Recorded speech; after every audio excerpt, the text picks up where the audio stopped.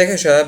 النهارده هقول لكم ازاي تصوتوا على لعبة الحدث الجاي في اف سي موبايل. متنسوش اللايك والاشتراك، ويلا نبدأ. لو رابط الموقع تحت في التعليم مثبت او في الوصف. والحدث هيكون باسم الذكرى السنوية التانية ل اف سي موبايل. طبعا عشان اف سي موبايل 24 اف سي موبايل 25 في دي الذكرى السنوية التانية. ده الحدث اللي هيبقى بعد حدث الكابتنز. طبعا هنا كل اللعيبة اللي ممكن نقدر نصوت لها. هنقدر نختار 5 لعيبة بس.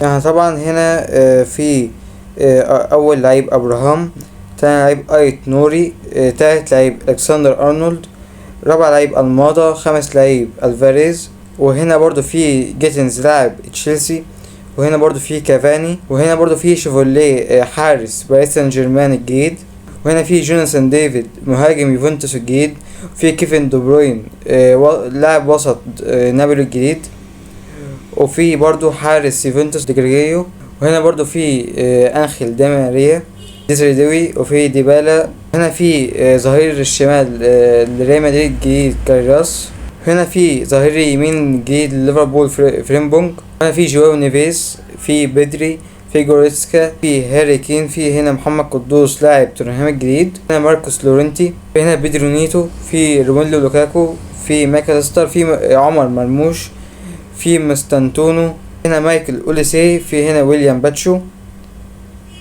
في باريدس، في بيدرو بورو، في ديكلان رايس، في كريستيان روميرو، في ليرو سانيه، في سولانكي، في لويس سواريز، في جوناثان تاف، في نونو مينديش، في فيرجيل فان دايك، في فلوريان فيرتز، عماد ديالو، في هنا شيركي مهاجم ميلان خيمينيز، في اردا جولر، في كنان يلدز لاعب يوفنتوس.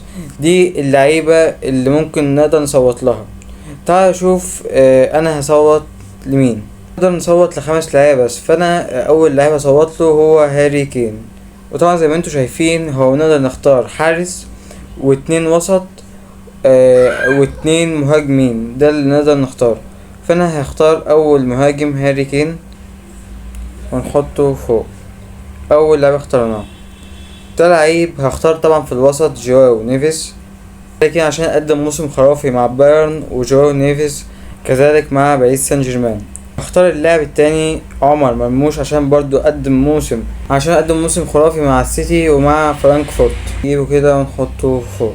لعيب بالنسبة لي برضو قدم موسم خرافي هو اليكسيس ماك أليستر، نجيبه ونحطه في خط الوسط. دلوقتي ان مش شرط حارس ومش شرط المراكز اللي محطوطة قدامنا، يعني ممكن نحط مهاجم في تحت كده، يعني في مركز حارس ممكن نحط مهاجم عادي، ولكن هنشوف هختار مين. اللعيب بيكون عايز من الرايزنج ستارز، اللعيبة اللي لسه الشابة.